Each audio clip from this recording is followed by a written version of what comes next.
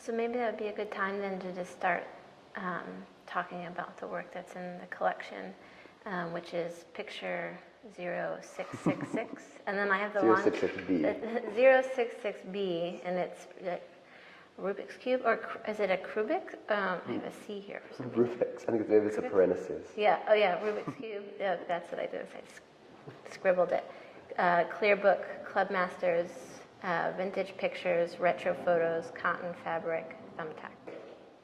These pictures sort of like stem out of some previous work, and they're kind of like arrangements basically of stock 3D models and scanned objects on top of a kind of ground of a scanned piece of fabric. And I got kind of interested in stock 3D models when one of my students in a crit, we were talking about some picture that someone put up, and he said something like, oh, you could just go on TurboSquid and buy a gun and stick it in his hand. So I went and looked at this website, TurboSquid, and I realized it was this kind of like massive commercial, I don't know, warehouse, for lack of a better word, of stock 3D models that were not made by one company though, but it was all kind of crowdsourced. And I became really interested in these stock 3D models as a sort of new kind of economy related to the sort of previous economies of stock photography, and sort of related to these ideas of like quality and usability. The pricing was really weird, like a cardboard box would cost $250 because you could open and close it was like really well kind of rigged. There's all this new kind of language around the usability of these things that was like somewhat foreign to me. And the sort of questions of like who was making these things and like where they were was really interesting to me too. And also I had just started seeing all these movies in 3D that were sort of like, especially the first Hobbit movie. I saw that in high frame rate 3D, and it was like a terrible movie, but the way it looked was like extremely unsettling because there's this sort of weird thing where the real people in the movie, you can like see their makeup and their wigs and they look really fake and bad, but then like the goblins or like the landscapes, which are totally modeled 3D, look really real, or they look like something, they don't look not real because we've never seen anything, you don't know what a goblin looks like, I guess is basically why.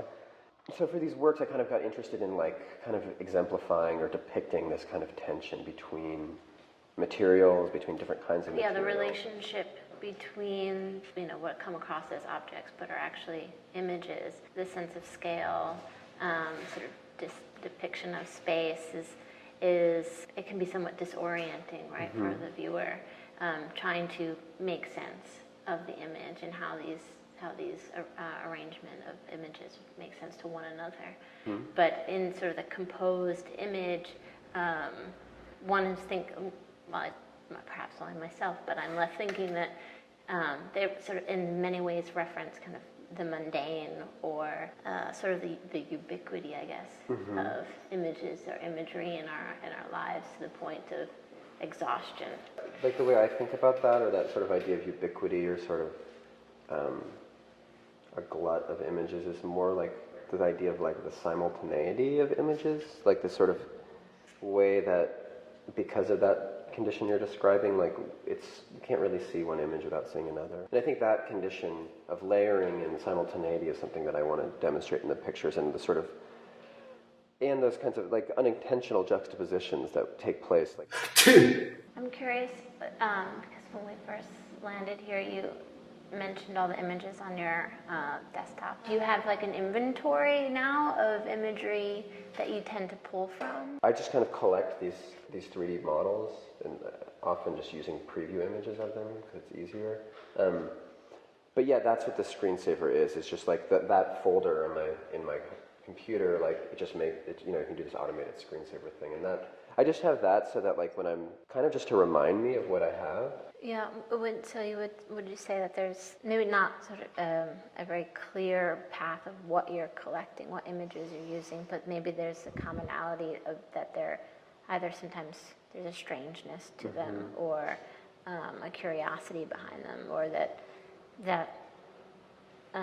in that moment when you're looking, you might ponder like what would someone actually use this for? Exactly, yeah. It's like this question of use, I think, in the end that tends to be the thing that connects them all, or this question of like particularity versus the sort of generic quality. I mean, they're meant to have as broad of a quality as possible, and this is something I've talked to some of these 3D model makers about, or this idea of like, how do you make something that has a use value? How do you make something that will be used?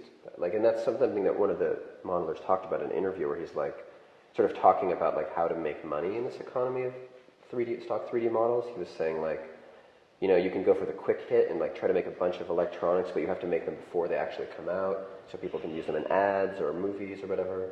He's like, or you can make like antiquities that will be useful forever because like people make video games and, you know, set in sort of sword and sandals kind of things.